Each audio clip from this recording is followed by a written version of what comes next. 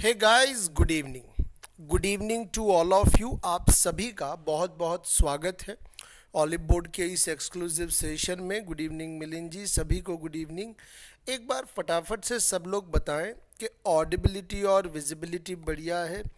इंद्रमोहन जी good evening, सभी को good evening.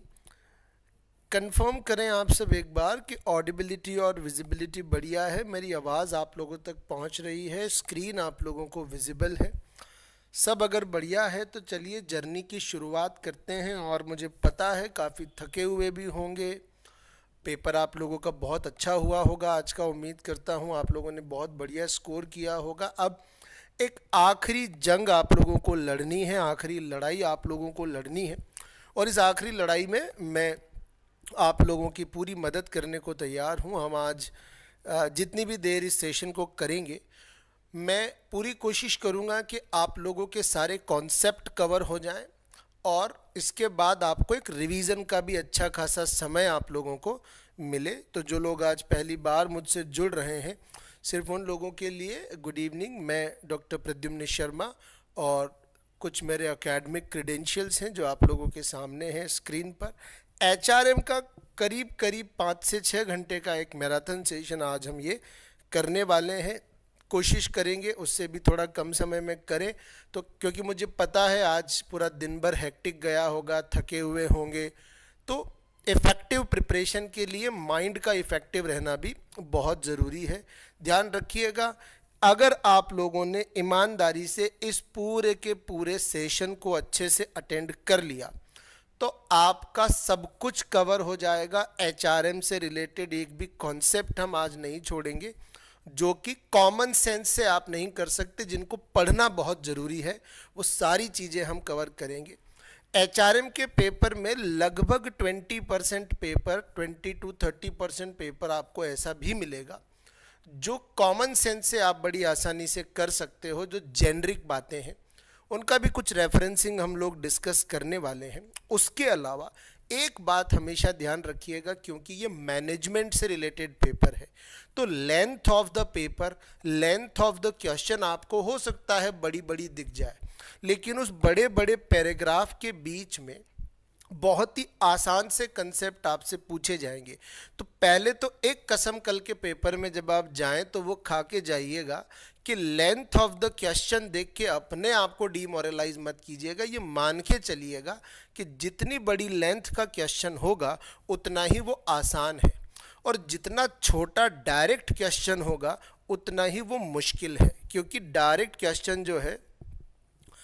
जो डायरेक्ट क्वेश्चन है वो डायरेक्ट क्वेश्चन आपसे स्पेसिफिक नॉलेज पूछेगा, और केस स्टडी फॉर्मेट में बड़े पैराग्राफ में जो क्वेश्चन पूछा जाएगा वो क्वेश्चन खुद आपको हिंट देगा कि मैं कौन से आंसर की डिमांड आपसे कर रहा हूँ।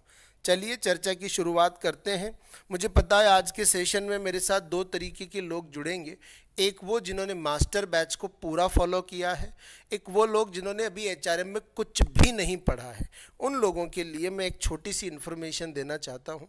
अगर आप लोगों का कल पेपर सेकंड या थर्ड शिफ्ट में है, अगर आप लोग सेकंड या थर्ड शिफ्ट में जा रहे हैं, तो आज का सेशन अटेंड करने के अलावा आप इस मास्टर बैच को ज़रूर सब्सक्राइब करें, ताकि जो इसका पीडीएफ है, वीडियो अब आपको नहीं देखना है, इसका जो पीडीएफ है, जो पिछले 5 दिन 6 दिन मैंने इसमें लेक्चर लिए हैं, उन लेक्चर्स का जो पीडीएफ है, अगर वो भी सिर्फ आपने अच्छे से गो थ्रू कर लिया तो आपके कल के पेपर में आराम से 60+ मार्क्स आ जाएंगे।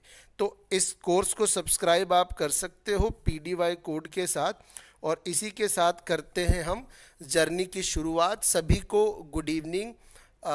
बाबूलाल जी, अशोक जी, आरुषि जी, मिलिंद जी, गौतम साहब, सचिन जी, प्रीति जी।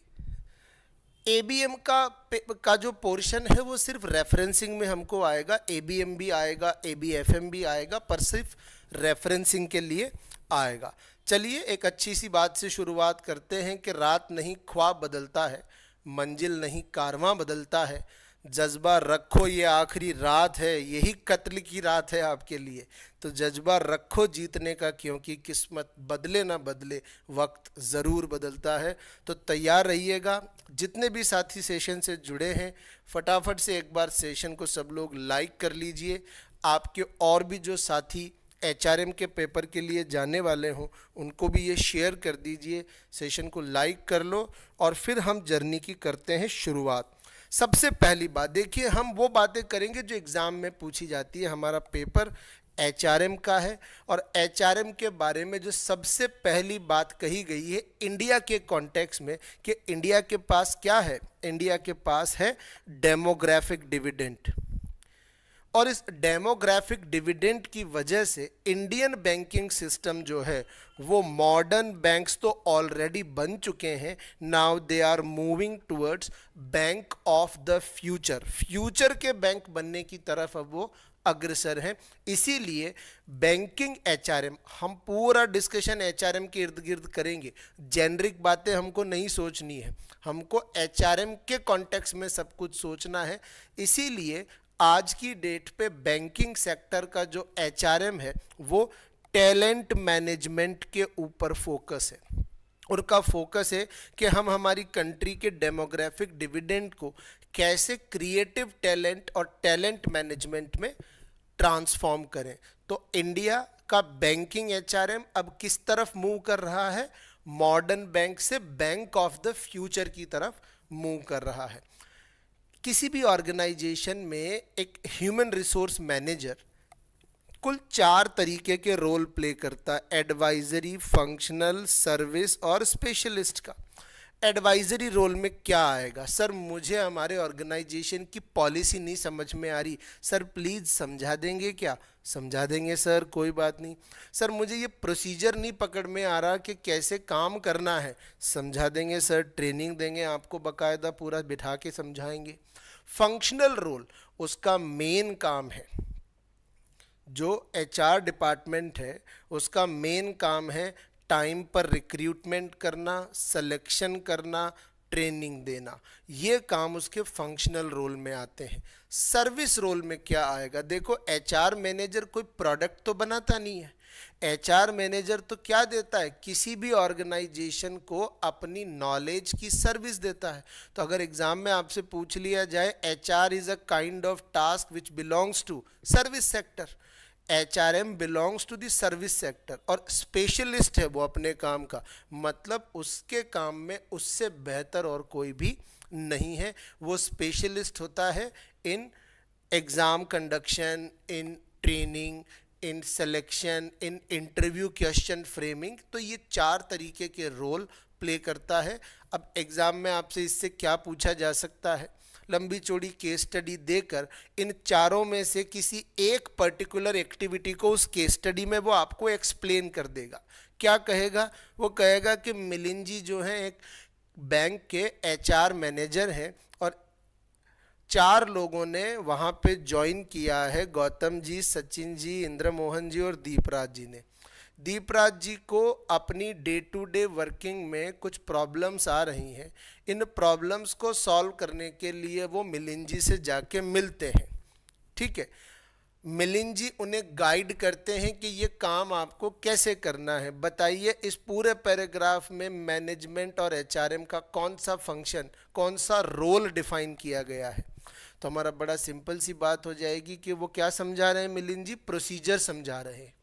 तो जब प्रोसीजर समझाएंगे तो वो कौन सा रोल है, एडवाइजरी रोल। इस तरीके से आपसे इन पॉइंटर्स पर केस स्टडीज या कहानियां बनाकर पूछी जा सकती है। फिर कुछ लोगों ने, देखो हम ह्यूमन रिसोर्स मैनेजमेंट तक जाएं,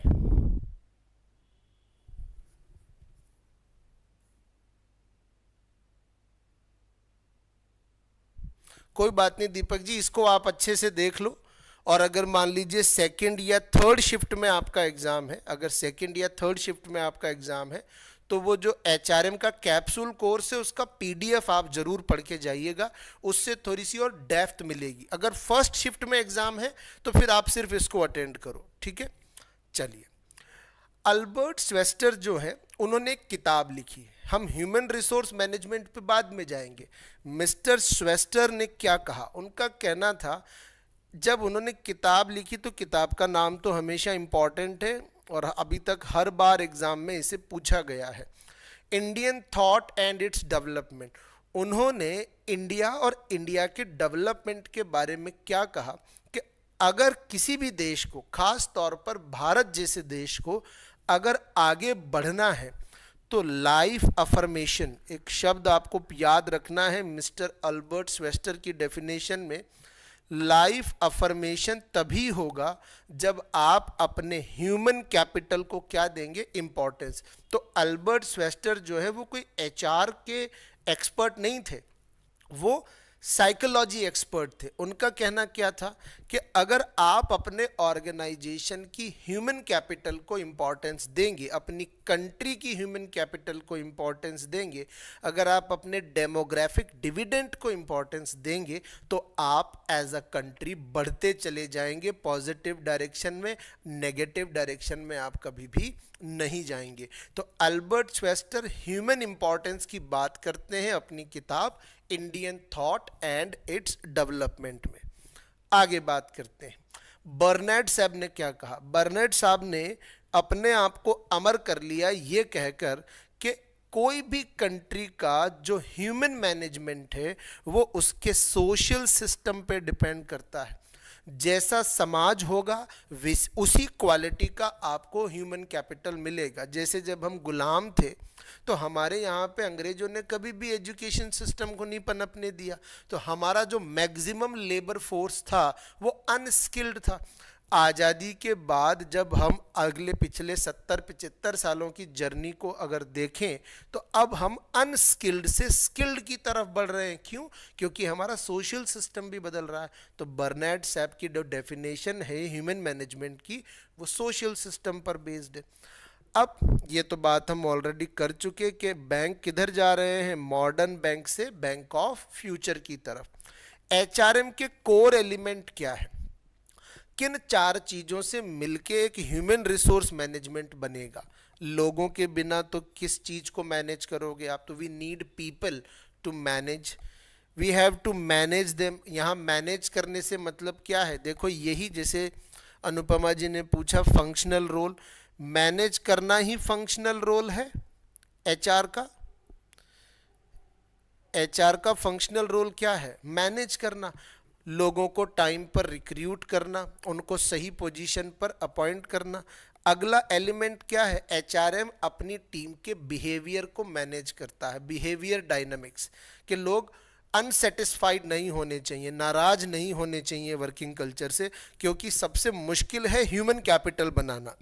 जो कमज़ोर मैनेजर्स होते हैं, मैं आपको एक बहुत प्रैक्टिकली बता रहा हूँ, जो कमज़ोर मैनेजर्स होते हैं जिनमें मैनेजमेंट का बिल्कुल भी स्किल नहीं होता, वो सबसे कम ध्यान देते हैं बिहेवियर डायनामिक्स पे। इंटेलिजेंट और टैलेंटेड मैनेजर को पता होता है दुनिया में सबसे मुश्किल है ह्यूमन रिसोर्सेज अरेंज करना, अच्छे ह्यूमन रिसोर्सेज और उन्हें तैयार करना। यूनिफॉर्मिटी ऑफ द एप्लीकेशन, मतलब किसी को पार्शलिटी महसूस नहीं होनी चाहिए। आपकी ऑर्गेनाइजेशन की एचआर पॉलिसी एक्सटेंडेड फॉर्मेट में काम करनी चाहिए। तो 4 तो हमने देखे कोर एलिमेंट, 2 हमने देखी डेफिनेशन, इसके पहले हमने 4 देखे रोल और 1 हमने बात की डेमोग्राफिक डिविडेंड के बारे में।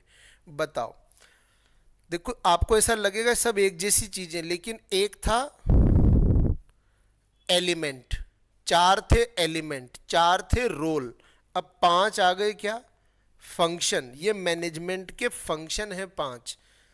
क्या क्या काम करना, वही वापस planning, organising, staffing, directing and controlling. ये तो आप लोगों को अच्छे से याद होना चाहिए। और इसके अलावा बिल गेट्स ने क्या कहा, बिल गेट्स साहब का कहना है कि किसी भी ऑर्गेनाइजेशन की कोर कॉरपोरेट एसेट है, तो ये पूछा जा सकता है, बहुत वैल्यूएबल क्वेश्चन एग्जाम के लिए, कि वो कौन थे जिन्होंने किसी भी ह्यूमन रिसोर्स को जस्ट लाइक फाइनेंशियल और फिजिकल एसेट्स डिफाइन किया है, जिन्होंने कोर कॉरपोरेट एसेट माना है ह्यूमन कैपिटल को, तो वो कौन है? बिल गेट्स साहब हैं जिन्होंने ऐसा माना है। मैनेजर पीओएसडीसी में क्या करेगा? प्लानिंग। यहां कौन सी प्लानिंग है? क्या हम पूरे ऑर्गेनाइजेशन की प्लानिंग की बात कर रहे हैं? नहीं, यह है man power planning. Man power planning की बात कर रहे हैं हम यहाँ। मैन पावर प्लानिंग का मतलब है कितने लोगों की ज़रूरत है। मैन पावर प्लानिंग जब की जाती है तो दो चीज़ें करनी पड़ती है। एक तो करना पड़ता है आपको वर्कफोर्स एनालिसिस, कि आपके पास एग्जिस्टिंग में कितने लोग हैं जो काम कर रहे हैं, और एक आपको करनी पड़ती है वर्कलोड एनालिसिस। वर्कफोर्स एनालिसिस और वर्कलोड एनालिसिस करने पर आपको पता लगेगा कि मुझे और कितने रिसोर्सेज की ज़रूरत है, गैप आपको पता लगेगा।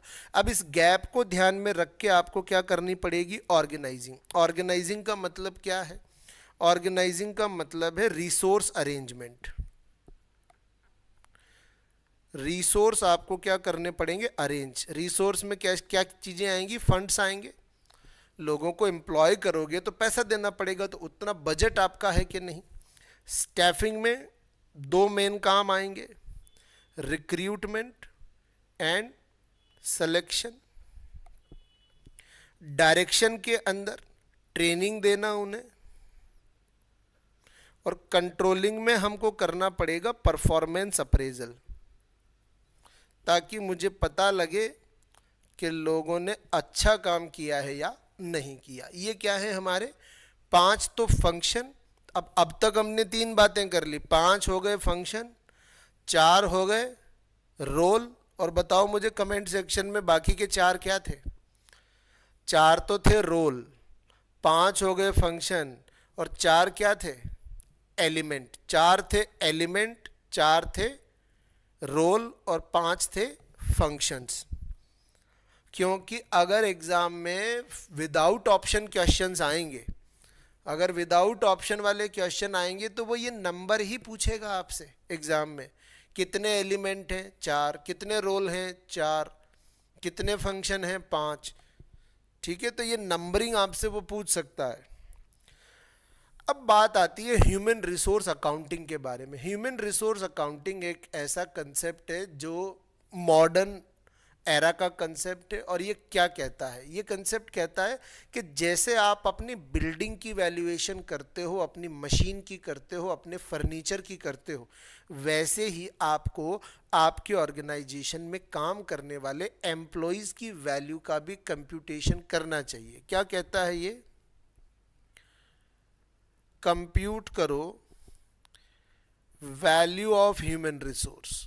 सिर्फ कंप्यूट ही नहीं करना, और उसे क्या करो? शो करो। Footnote on the balance sheet. कहाँ पे शो करना है? जब आप अपने ऑर्गेनाइजेशन की बैलेंस शीट बनाओ, अगर ये एसेट साइड है तो जो एसेट साइड का टोटल लगा उसके नीचे यहाँ फुटनोट में दिखाओ कि आपकी एचआर की वैल्यू क्या है। HR value for example 50 crore. ये अमाउंट आपको फुटनोट में दिखाना है। कहाँ पे? एसेट साइड में। कंफर्म एग्जाम का क्वेश्चन है, ये आएगा आपके। चलिए, बीच बीच में कहीं भी आप लोगों को लगे कोई मन में क्वेरी है, डाउट है, तो पूछते चलिएगा आप। ह्यूमन रिसोर्स अकाउंटिंग के बहुत सारे मेथड्स हैं। मेथड्स की डिटेलिंग आपके सिलेबस में नहीं है कि कैलकुलेशंस कैसे होती है, लेकिन फिर भी कुछ छोटी छोटी बातें आपको याद होनी चाहिए। खास तौर पे 3 बातें आपको पता होना बहुत ज़रूरी है। जैसे एक है कॉस्ट अप्रोच। कॉस्ट अप्रोच में कहा गया है कि जितने में आपने किसी पर्टिकुलर एसेट को खरीदा, मान लीजिए मैंने आपको जॉब पे रखा, और आपको जॉब पे रखते वक्त मैंने पूरा कैलकुलेशन किया कि भैया 20 साल आप मेरे यहाँ नौकरी करोगे, हर साल मैं आपको ऑन एन एवरेज, अभी हो सकता है आप 5 लाख के पैकेज पे हों, लेकिन 20 साल के बाद हो सकता है आप 50 लाख के पैकेज तक भी हमने प्लानिंग कर रखी है आपके बारे में।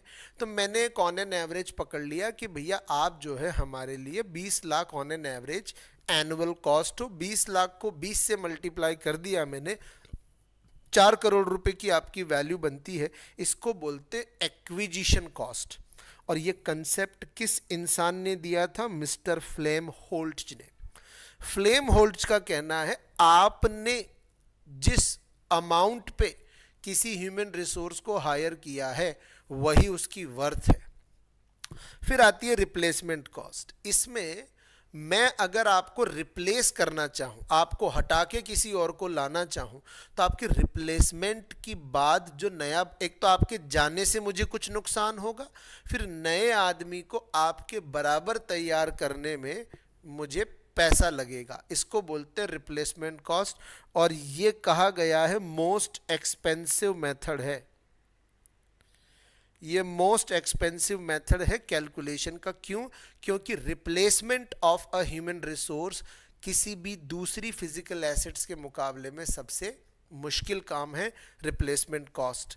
फिर प्रेजेंट वैल्यू कंसेप्ट। तो प्रेजेंट वैल्यू की कैलकुलेशन हम बहुत अच्छे से जानते हैं। अगर मैंने आपको हायर किया, मुझे लगा 20 साल आप नौकरी करोगे, आपके कंट्रीब्यूशन से हम कितना कमा सकते हैं, इस कंट्रीब्यूशन की मैं डिस्काउंटिंग कर लूँगा और डिस्काउंटिंग करके वैल्यू निकाल लूँगा। प्रेजेंट वैल्यू कंसेप्ट जिन्होंने दिया था उनका नाम था लैव एंड स्वेट्ज। अगर IIBF पेपर अच्छा बनाएगा तो ये क्वेश्चन आपसे ज़रूर पूछेगा, वो प्रेजेंट वैल्यू कंसेप्ट किसने दिया, अगर वो बियॉन्ड अ लिमिट जाना चाहते हैं IIBF क्वेश्चन पूछने में। तो फिर आती है वैल्यू अप्रोच।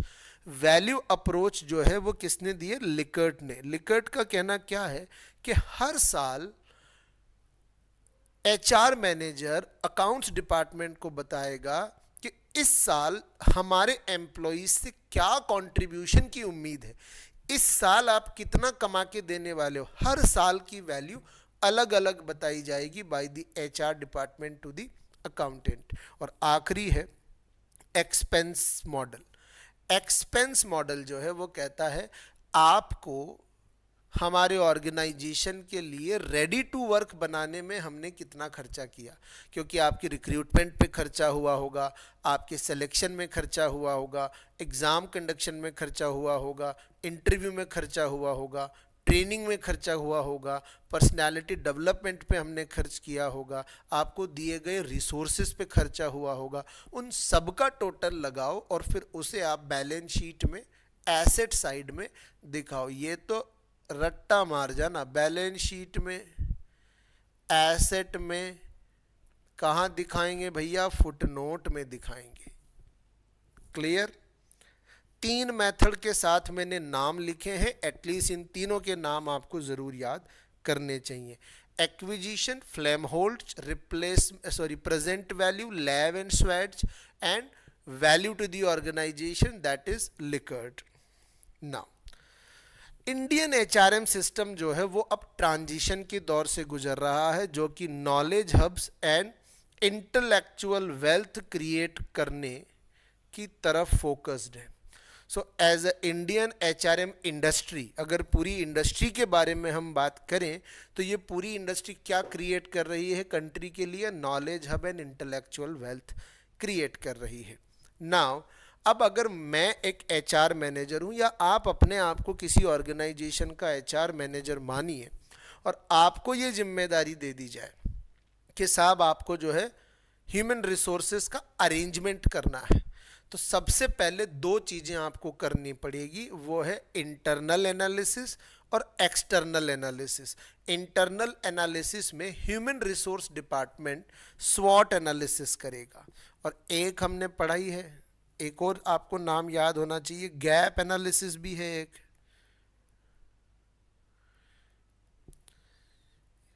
ये इंटरनल है प्योरली। और स्वॉट एनालिसिस में हमको क्या देखना है? Strength and weakness. ये दोनों इंटरनल है कि मेरे पास ऑलरेडी मेरी टीम में ज़बरदस्त लोग काम कर रहे हैं, साहब मिलिंद जी हैं, दीपक जी हैं, अनुपमा जी हैं, दीपिका जी हैं, ये बहुत ही ज़बरदस्त ह्यूमन रिसोर्स हैं, अपने 8 घंटे की वर्किंग में 12 घंटे का आउटपुट हमें देते हैं। लेकिन हमें कुछ वीकनेसेस भी पता लगी। वीकनेसेस भी हमें पता लगी कि हाँ यार, हमारी टीम में प्रद्युम्न शर्मा भी है जो कि काम नहीं करता, आलसी आदमी है। हमारी टीम के अंदर राजीव मिश्रा भी है जो काम नहीं करते, आलसी आदमी है। हिमांशु शर्मा भी है, अजय सर भी हैं। तो ये वीकनेसेस हैं हमारी। इन लोगों को हमें ट्रेनिंग देनी होगी, इन लोगों को हमें तैयार करना होगा काम करने के लिए। अब अगर इन दोनों की स्टडी करने के बाद स्ट्रेंथ और वीकनेस पता लग गई, तो हम पता लगाएंगे एक्सटर्नल एनवायरनमेंट में वीकनेस की वजह से क्या क्या थ्रेट्स हैं और स्ट्रेंथ की वजह से क्या क्या अपॉर्चुनिटीज़ हैं। स्ट्रेंथ जो हमारी है, हमारी जो एफिशिएंट ह्यूमन रिसोर्स है, उसकी वजह से हम क्या अपॉर्चुनिटी ग्रैब कर सकते हैं, और वीकनेस की वजह से हमें क्या क्या फ्यूचर में नुकसान हो सकते हैं। दैट इज स्वॉट एनालिसिस। फिर हमें एक एक्सटर्नल एनालिसिस भी करना पड़ेगा।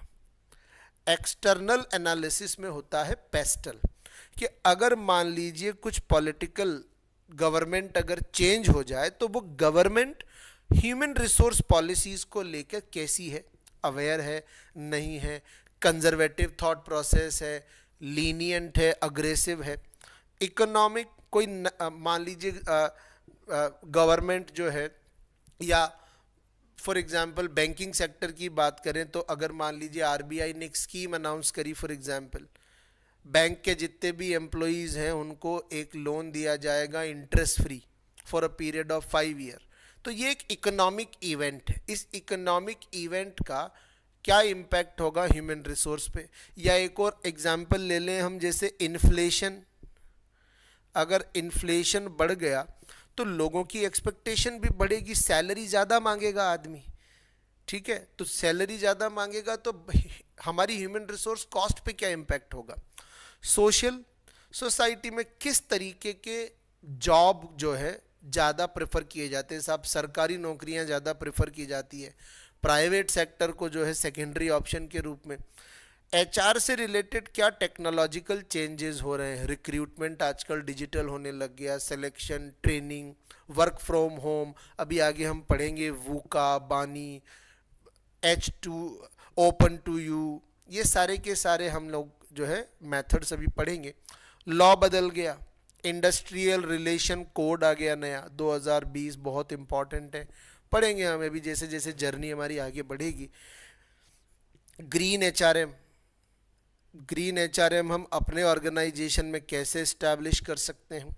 इन सारे फैक्टर्स को स्टडी किया जाएगा, देन एक प्रॉपर पॉलिसी एचआर डिपार्टमेंट बनाएगा जिसमें इन इंटरनल और एक्सटर्नल सभी फैक्टर्स को एड्रेस किया जा सके। जैसे मैं आपको एक सिंपल सा एग्जांपल देता हूं कि एक लंबी चौड़ी केस स्टडी आपको बना के दी, और उस केस स्टडी में आपसे कहा गया कि एक कंपनी है, नई बनी है, नया ब्रांड है, उसका नाम है पुष्पा कंपनी, है ना, वो कहते हैं ना द ब्रांड, तो वो एक नया ब्रांड है। पुष्पा कंपनी ने 1 साल कंप्लीट होने के बाद अपने एचआर डिपार्टमेंट की मीटिंग की, और मीटिंग के दौरान उन्होंने कुछ मुद्दों पर बात की। उन्होंने एक लिस्ट डिस्कस की, जिस लिस्ट में 4 लोगों का नाम था या 2 लोगों का नाम था, एक जिसने आउटस्टैंडिंग परफॉर्म किया और एक जिसने बहुत ख़राब परफॉर्म किया। फिर उस मीटिंग में एक मैनेजर ने कहा कि महंगाई बहुत बढ़ गई है, 1.5 करोड़ टन से काम नहीं चलेगा, 2.5 करोड़ टन का रेट देना पड़ेगा हर एक एचआर मैनेजर को, या सैलरीज बढ़ानी पड़ेगी। उसके बाद एक इनपुट आया कि हमको वर्क फ्रॉम होम फैसिलिटी देनी चाहिए अपने एम्प्लॉयज़ को, ताकि वो टेक्नोलॉजी को हैंडल करके काम कर सके। और हमारे ऑर्गेनाइजेशन में पीएफ को काटने को लेकर कुछ नॉन वायलेंस हुआ है, नॉन कंप्लायंस हुआ है। अब पुष्पा की बात कर रहा हूँ तो वायलेंस आ गया मेरे मुंह में, सोचो आप। ये पूरी केस स्टडी देकर आपसे पूछ लिया जाएगा कि इस केस में किन किन फैक्टर्स के बारे में डिस्कशन किया गया है, और आपको नीचे लिस्ट दे दी जाएगी। क्या इसमें इकोनॉमिक की बात हुई है? बिल्कुल हुई है, क्योंकि इन्फ्लेशन की बात हुई है। क्या इसमें वर्क फ्रॉम होम की बात हुई है? तो सोशल की बात हुई है। क्या इसमें टेक्नोलॉजी की बात हुई है? बिल्कुल हुई है। प्रोविडेंट फंड की बात हुई है, तो लीगल की भी बात हुई है। पर ऑप्शन में आपको पॉलिटिकल भी मिलेगा, एनवायरमेंटल भी मिलेगा, स्ट्रेंथ भी मिलेगी, वीकनेस भी मिलेगी, अपॉर्चुनिटी भी मिलेगी, थ्रेट भी मिलेगा। अब आप मुझे बताओ कि मैंने बाकी सबके तो जवाब दे दिए, लेकिन एक एलिमेंट ऐसा है जो इस केस स्टडी के आंसर बताते वक्त मैंने आपसे छुपा लिया। वो कौन सा एलिमेंट है?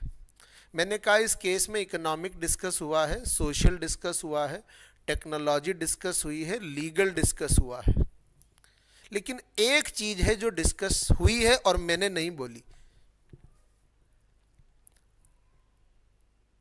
मीटिंग हुई थी पुष्पा लिमिटेड की, उस मीटिंग के अंदर डिस्कस हुआ, कुछ मैनेजर्स ने क्या कहा, कुछ मैनेजर्स ने क्या कहा।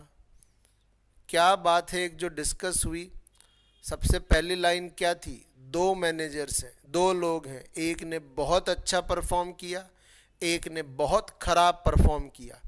तो हमने स्ट्रेंथ की भी बात की है और वीकनेस की भी बात की है, तो ऑप्शन में आपको स्वॉट भी मिलेगा। तो स्वॉट की बात हुई है। इस तरीके से वो केस स्टडी आपको, जब वो बड़ा सा पैराग्राफ दिखेगा ना, आप घबराओगे, अरे बाप रे ये क्या दे दिया। उसको ठंडे दिमाग से पढ़ोगे, बिलीव मी, आसानी से सारे आपको आंसर्स मिल जाएंगे। चलिए, एचआर डिपार्टमेंट में होने वाली कुछ प्रैक्टिसेस के बारे में हम बात करते हैं। एक सेकेंड दीजिए मुझे।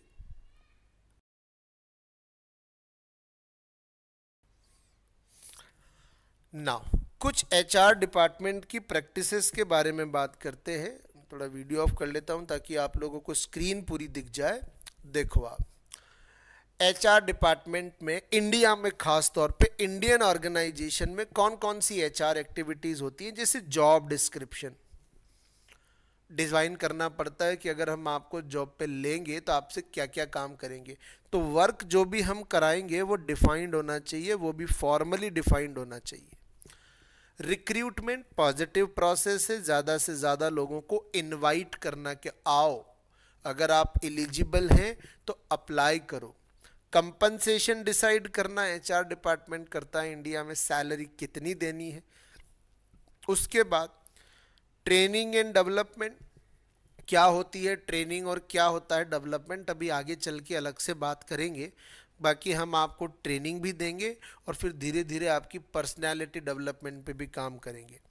परफॉर्मेंस अप्रेजल का काम करना किसकी जिम्मेदारी में है? एचआर डिपार्टमेंट के। अच्छा किया आपने या बुरा किया। प्रमोशन एंड रिवॉर्ड, अच्छा करोगे तो आगे बढ़ाएंगे हम आपको, हायरार्की में रिवॉर्ड भी देंगे। करियर प्लानिंग, आपने एज अ असिस्टेंट ज्वाइन किया था, अब हम धीरे धीरे धीरे धीरे आपको ऑर्गेनाइजेशन में आगे तक लेके जाएंगे। कितना आगे लेके जाएंगे? It depends on your capability and your performance. Gender equity, इसके लिए इंडियन लेबर ऑर्गेनाइजेशन की गाइडलाइन हमको फॉलो करनी पड़ेगी। मेल फीमेल डिस्क्रिमिनेशन नहीं हो सकता। गवर्नमेंट ने जो रिजर्वेशन सिस्टम बनाया है वो फॉलो होना ज़रूरी है, खास तौर पर government organisations and public sector offices के अंदर। ये जिम्मेदारी, ये सब कुछ इंश्योर करना किसकी जिम्मेदारी है? एचआर डिपार्टमेंट की जिम्मेदारी है। फिर एक कंसेप्ट है जो बाकायदा आपके एग्ज़ाम में दिखेगा ही दिखेगा आपको, और केस स्टडी के फॉर्मेट में दिख सकता है, मून लाइटिंग। मून लाइटिंग का मतलब क्या है? रात को बिजली जलाना नहीं, मैं एक ही समय पर दो परमानेंट या दो फुल टाइम जॉब कर रहा हूँ। मैं ऑलरेडी आपके यहाँ काम कर रहा हूँ, जॉब कर रहा हूँ, और इसके पैरेलल में मैंने मल्टीपल और भी कुछ काम, सेकंड जॉब अगर मैंने ले रखी है, तो इसको बोलते हैं मून लाइटिंग करना। मतलब एक जगह फुल टाइम काम करते हुए भी आप दूसरी जगह पर काम अगर कर रहे हो, दैट इज़ मून लाइटिंग। ध्यान रखना, सेकंड जॉब जो है आपका वो ज़रूरी नहीं है कि फुल टाइम 8 आवर्स हो, वो पार्ट टाइम भी हो सकता है, 4 आवर्स 5 आवर्स हो सकता है, कॉन्ट्रैक्चुअल हो सकता है। That is called moon lighting. Sir क्या ये इलीगल है इंडिया में? बिल्कुल भी इलीगल नहीं है, ये ध्यान रखिएगा। एक और डेफिनेशन जो इंडियन अनस्किल्ड मैन पावर के लिए यूज़ की गई बाय द मिस्टर ड्रकर, उन्हें द अदर एम्प्लॉई के नाम से पुकारा गया। They are called as a other employee. कौन? दैट अनस्किल्ड मैन पावर, जिसके पास कोई पर्टिकुलर काम, हमारी भाषा में कहें तो बेसिक मजदूर आदमी जो है उसको क्या कहा गया है, अनस्किल्ड मैन पावर को द अदर एम्प्लॉय।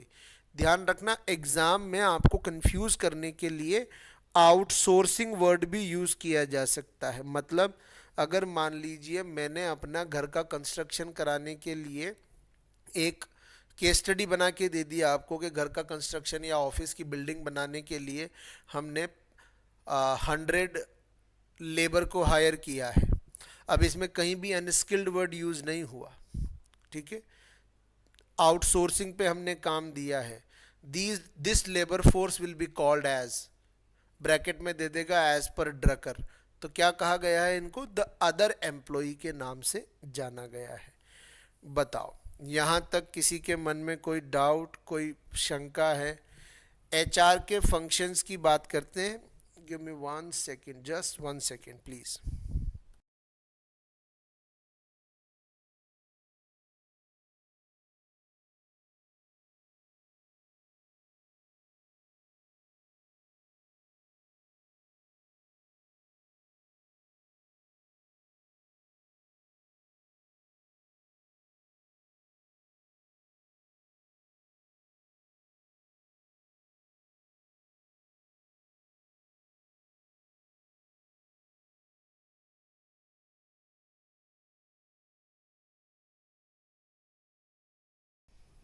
चलिए आगे बात करते हैं। बताइए किसी के मन में कोई क्वेरी है, कोई डाउट है?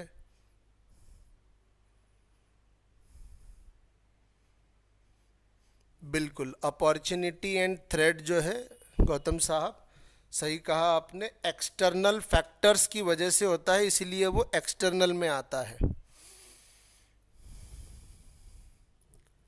और बोलिए।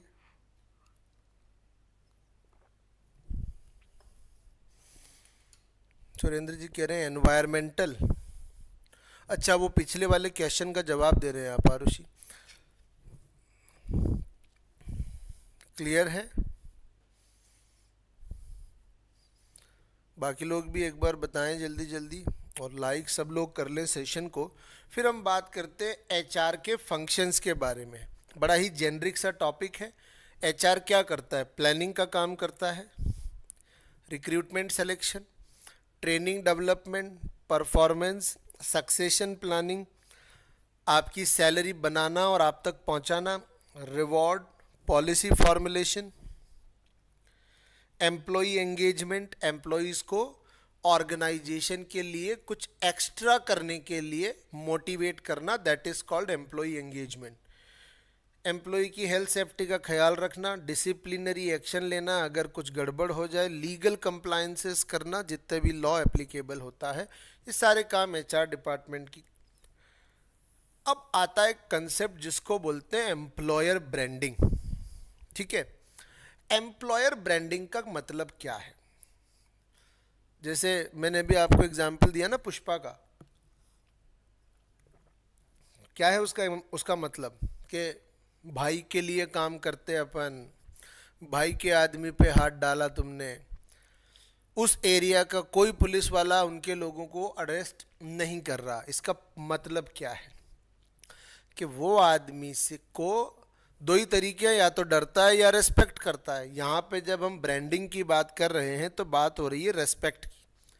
और इंडिया में आजकल ये टैग मिलने लगा है, great place to work certified registered, जहाँ पे एम्प्लॉयज़ रिव्यू के बेसिस पर यह तय किया जाता है दैट इन ऑर्गेनाइजेशन अगर आप इसमें काम कर रहे हो तो इसका मतलब आप जो है एक बेटर प्लेस पर काम कर रहे हो। जैसे टाटा, एआईजी इंश्योरेंस को ये टैग मिला हुआ है, ऐसे बहुत से ऑर्गेनाइजेशंस आजकल ये टैग यूज़ कर रहे हैं। टैलेंट, अब अगर आपको अपना ब्रांड क्रिएट करना है, अपने ऑर्गेनाइजेशन को ब्रांड के रूप में रिप्रेजेंट करना है फॉर द ह्यूमन रिसोर्सेज, सबसे पहला स्टेप आपको टैलेंट की पाइपलाइनिंग करनी पड़ेगी। हर कोई जो परफेक्ट एम्प्लॉई है वो तुरंत आपको ज्वाइन नहीं कर लेगा। It will require a long term to create a good talent. Organisation में आप लोगों को एक इनफ्लो सिस्टम बनाना पड़ेगा, आप लोगों को एक फ्लो ऑफ इंफॉर्मेशन सिस्टम बनाना पड़ेगा, जिससे ज़्यादा टैलेंटेड लोग जो हैं स्टेप बाय स्टेप आगे बढ़ते चले जाएं। कल्चर आपका पॉजिटिव होना चाहिए, जहाँ पे लोग आके काम करना पसंद करें। टॉक्सिक कल्चर नहीं होना चाहिए, लोगों को बुरा नहीं लगना चाहिए आपके यहाँ काम करना। एम्प्लॉय फ्रेंडली कल्चर होना चाहिए।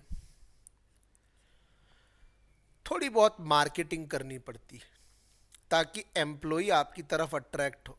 दो ही वजह से अट्रैक्ट होता है, आपका वर्किंग कंडीशंस बहुत अच्छा है और आपका सैलरी भी अच्छा है। सैलरी बहुत अच्छा है ये सेकेंडरी मैटर है, वर्क कल्चर आपको अच्छा बना के देना है, तब आपकी तरफ लोग आएंगे। एम्प्लॉयज के टेस्टिमोनियल्स आपने देखा होगा, कई सारे एम्प्लॉयज आजकल अपना एक वीडियो रिकॉर्ड करके सोशल मीडिया प्लेटफॉर्म्स पे डालते हैं that we are work. Even जब वो छोड़ के जाते हैं तब भी पूरा एक टेस्टिमोनियल देके जाते हैं, पूरी कहानी अपनी पूरी जर्नी सुनाते हैं कि कैसा मेरा सफ़र रहा इस पर्टिकुलर ऑर्गेनाइजेशन में।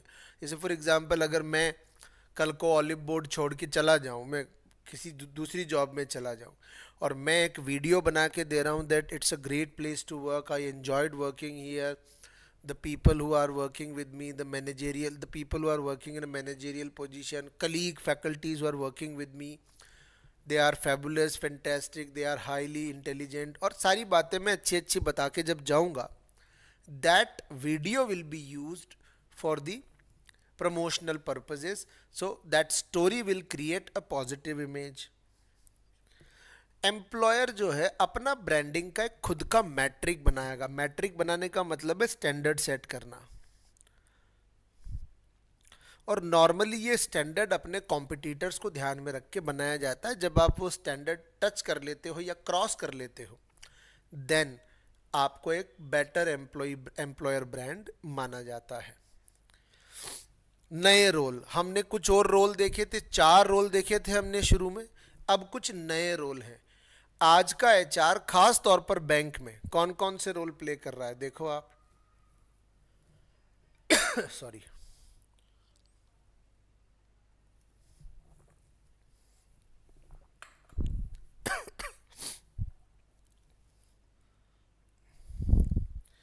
कौन कौन से रोल प्ले कर रहे हैं ये प्ले कर रहे हैं काउंसलर का रोल।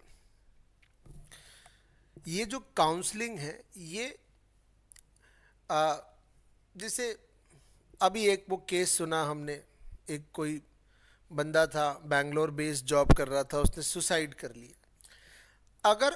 अगर वो जिस ऑर्गेनाइजेशन में काम कर रहा था वहाँ के एचआर डिपार्टमेंट की जिम्मेदारी थी उसके मेंटल स्टेट पर ध्यान रखने की। अगर उसके बिहेवियर में थोड़ा भी डिप्रेशन नज़र आता तो वो डिस्कस करता भाई क्या प्रॉब्लम है। जैसे आप कई सारे वर्क आप लोग भी काम करते हैं ऑफिसेज में, लाइफ में कई बार बड़ी एडवर्स सिचुएशन हो जाती है, किसी का एक्सीडेंट हो गया, फैमिली में कुछ हो गया, तो ऐसे केसेस में it is the duty of the HR manager कि वो आपको काउंसल करे, आपको समय दे, आपको बेटर वे बताए कि नहीं कोई बात नहीं, फैमिली में ऐसा हो गया, आराम से जाओ आप 4-5 दिन, कोई दिक्कत नहीं है। कॉलीग्स कहे कि आप टेंशन मत करो, आपका सारा हिस्से का काम हम देख लेंगे, आप टेंशन मत करो, हेल्थ आपकी ख़राब है, टेक केयर करो। That will create a positive environment. Mediator, झगड़ा हो गया, एक ऑफिस में काम कर रहे हैं, झगड़ा हो गया सुरेंद्र जी और मिलिंद जी के बीच में। अब इस झगड़े को कौन सुलझाएगा भाई? जैसे बैंक में आएंगे ये दोनों तो बिग बॉस की तरह झगड़ा कर रहे हैं, अब इसको कौन सुलझाएगा? इसको सुलझाने की जिम्मेदारी है एचआर मैनेजर की, जो कि पटेल साहब को दे देते हैं हम जिम्मेदारी। प्रॉब्लम सॉल्वर, अपने डे टू डे वर्क में कोई प्रॉब्लम आ रही है उसको सॉल्व करने की जिम्मेदारी एचआर मैनेजर्स। चेंज एजेंट, ये बहुत इंपॉर्टेंट रोल है एचआर मैनेजर्स का कि एज ए एचआर मैनेजर आपको हेड ऑफिस से इंस्ट्रक्शन मिला कि भाई हमें ब्रांच लेवल पे कुछ फंडामेंटल चेंजेस लाने हैं, रोल या रिस्पॉन्सिबिलिटी में चेंजेस लाने हैं, पॉलिसी में चेंजेस लाने हैं, प्रोसीजर में चेंजेस लाने हैं। तो उस चेंज को ग्राउंड लेवल पर अपनी टीम के सामने कौन लेके जाएगा? HR manager. Man power resources का मैनेजमेंट, वो हमने बात की सही, कितने लोगों की ज़रूरत है, दो बातें हमने की थी, वर्कफोर्स एंड वर्कलोड, इन सब का कांस्टेंट डेटा मेंटेन करना एचआर मैनेजर के नए रोल में आजकल आता है। कुछ एथिकल इश्यूज भी हैं एचआर में। एथिकल इश्यूज इन एचआर में क्या शामिल होता है कि हम आपके यहाँ जॉब कर रहे हैं, ध्यान रखिएगा एथिकल इश्यूज ज़रूरी नहीं है कि सिर्फ एम्प्लॉय की तरफ से ही आए या सिर्फ एम्प्लॉयर की तरफ से ही आए, दोनों तरफ से आ सकते हैं। जैसे जो जिम्मेदारी आपने मुझे दी वो मेरी अथॉरिटी से ज़्यादा आपने दे दी, मैं कभी पूरा ही नहीं कर पाऊंगा उसे, या जो आपने मुझे रिस्पॉन्सिबिलिटी दी वो मैंने पूरी नहीं की, that is un unethical task, अगर मैंने जानबूझ के आपका दिया काम पूरा नहीं किया तो।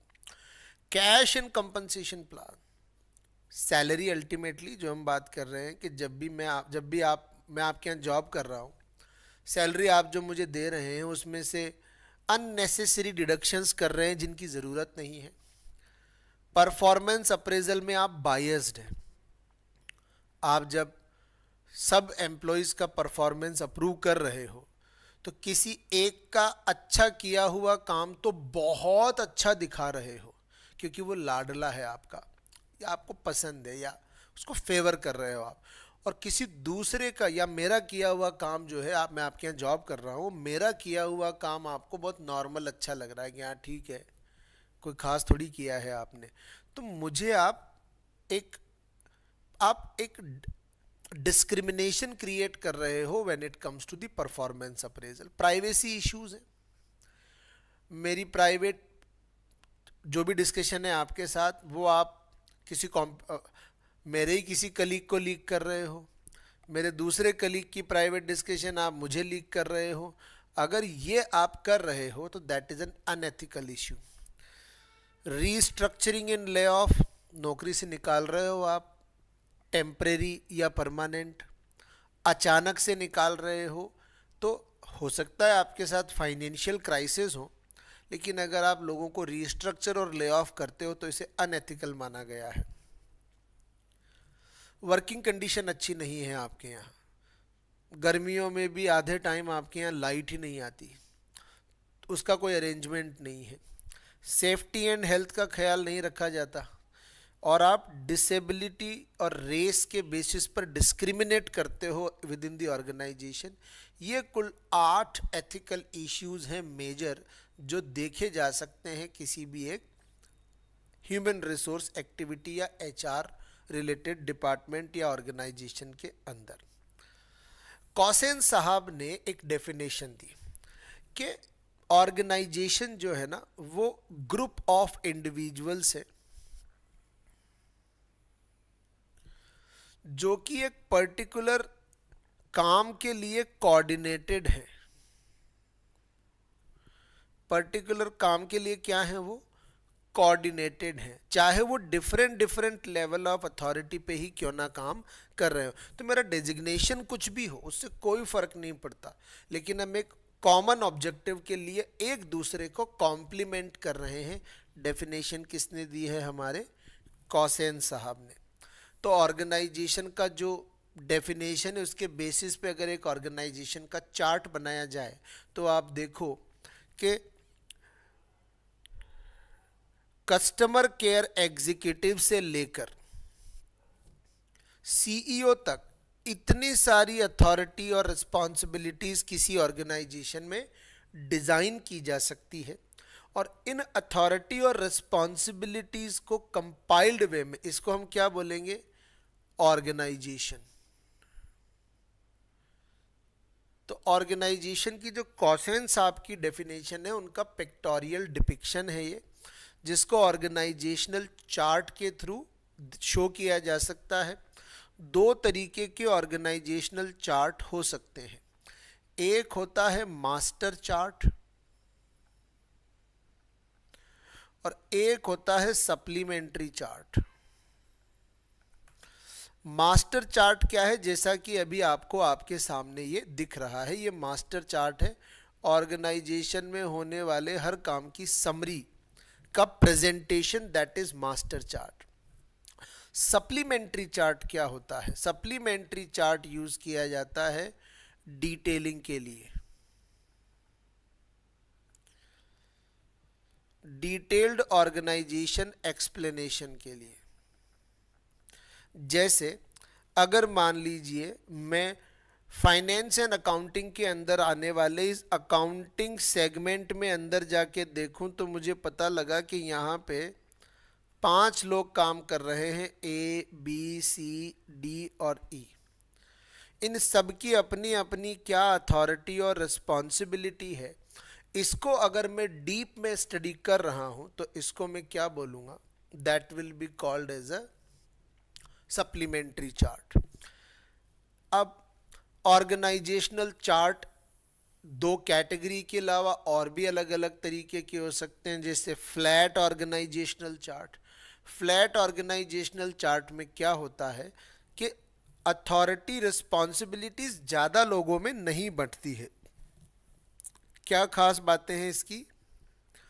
यहाँ होता है low level of delegation, delegation low होगा, एंड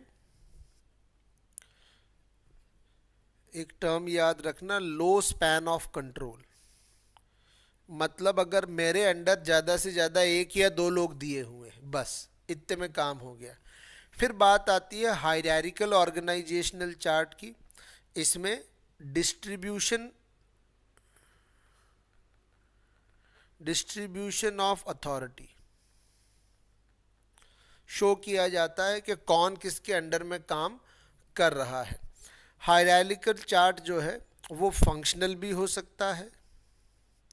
अगर ये फंक्शनल है मतलब आपने अथॉरिटी को एक्टिविटी के बेसिस पर बांटा है। आपके ऑर्गेनाइजेशन में जितने भी काम होते हैं, मार्केटिंग, सेल्स, प्रोडक्शन, फाइनेंस, इनके बेसिस पर आपने ऑर्गेनाइजेशन में पावर को डिस्ट्रीब्यूट किया है अगर, तो वो चार्ट कहलाएगा फंक्शनल। और अगर आपने प्रोडक्ट बेसिस पर बांटा है, प्रोडक्ट बेसिस पर ऑर्गेनाइजेशन में अगर पावर डिस्ट्रीब्यूट किया है तो उसको हम बोलते हैं डिविजनल चार्ट। जैसे आपने एक प्रोडक्ट का अलग डिवीजन बना दिया, दूसरे प्रोडक्ट का अलग डिवीजन बना दिया, अब उन प्रोडक्ट के एक एक लीडर आपने अपॉइंट कर दिए, तो अगर प्रोडक्ट बेसिस पे है तो दैट इज डिविजनल चार्ट। फिर एक आता है matrix chart. Matrix chart actually में क्या है, आप ऐसा समझिए कि नॉर्मल आपका एक फंक्शनल ऑर्गेनाइजेशन है। मैं इधर एक और बना के बताता हूं आपको कि सीईओ के अंडर में एक प्रोडक्शन मैनेजर काम कर रहे हैं, एक फाइनेंस मैनेजर काम कर रहे हैं और एक मार्केटिंग मैनेजर भी काम कर रहे हैं। इन सब के अंडर में एक एक सुपरवाइजर मान लीजिए काम कर रहे हैं। इन सब के अंडर में वर्कर काम कर रहे हैं और ये आपका जो है रेगुलर सिस्टम चल रहा है। क्या चल रहा है? रेगुलर सिस्टम आपके बिजनेस का चल रहा है। अब आपने एक लिया है प्रोजेक्ट, नया प्रोजेक्ट ए, और इस प्रोजेक्ट ए में एक बंदे को अपॉइंट कर दिया आपने as a project manager. Project manager आपने अपॉइंट कर दिया इस प्रोजेक्ट ए का। अब ये प्रोजेक्ट ए का जो मैनेजर है ये जरूरत पड़ने पर समय समय पर इन सुपरवाइजर से मदद मांगेगा, इन वर्कर से मदद मांगेगा, इन मैनेजर से भी मदद मांगेगा। मतलब एक प्रोजेक्ट को पूरा करने के लिए एक पैरेलल स्ट्रक्चर खड़ा कर दिया आपने अपने रेगुलर फंक्शनल स्ट्रक्चर के। That is called matrix. Matrix का एक एग्जाम्पल भी याद कीजिए, मैंने क्लासेस में आपको दिया था, अगर आपको याद हो, कि आपकी बढ़िया चलती हुई कचौरी की दुकान है, बढ़िया हलवाई हो आप। आपकी जो कचौरी की दुकान है, उस कचौरी की दुकान पर रोजाना 2000 कचौरी बनती है। उस 2000 कचौरी को बनाने के लिए आपके पास 2 हलवाई हैं, 2 बंदे हैं जो रॉ मटेरियल तैयार करते हैं, 2 बंदे हैं जो काउंटर से माल बेचते हैं, 2 आदमी हैं जो साफ सफाई का काम देखते हैं। अब आपको अचानक से एक ऑर्डर मिला है अलग से 800 कचौरी का। अब ये 800 कचौरी का काम आप अपनी 2000 कचौरी के काम को रोक के तो करोगे नहीं, क्योंकि आपका रेगुलर कस्टमर छूट जाएगा। आपने क्या किया, ये 800 कचौरी बनाने की जिम्मेदारी एक नए बंदे को दे दी जिसका नाम है, मान लेते हैं हम, अ, मान लीजिए आपने गौतम साहब को दे दी। अब गौतम साहब से कहा आपने, गौतम साहब ये 800 आपको बनानी है। गौतम साहब को ये 800 कचौरी बनाने के लिए अलग से गैस दे दिया गया। अब गौतम साहब को 800 कचौरी बनाने के लिए जब भी रॉ मटेरियल की ज़रूरत पड़ेगी वो प्रोडक्शन डिपार्टमेंट को बोलेंगे। जब भी इसके लिए वहाँ पे साफ़ सफाई की ज़रूरत पड़ेगी तो वो किसी साफ़ सफाई वाले को बोलेंगे जो ऑलरेडी किसी दूसरी जगह पे काम कर रहा है आप ही के दुकान के अंदर। तो ये उन सब लोगों की समय समय पर मदद लेके अपना 800 कचौरी का जो कॉन्ट्रैक्ट है उसे पूरा करेंगे। तो ये जो गौतम साहब का अपॉइंटमेंट है ना, ये आपके लिए मैट्रिक्स ऑर्गेनाइजेशनल स्ट्रक्चर बना रहा है। आई होप आपको फ्लैट, फंक्शनल, डिविजनल और मैट्रिक्स क्लियर है। फटाफट से जवाब दो आप मुझे। अगर ये क्लियर है आप लोगों को तो प्लीज़ जवाब दीजिए, प्लीज़ रेस्पॉन्ड। मैट्रिक्स इंपॉर्टेंट है। कभी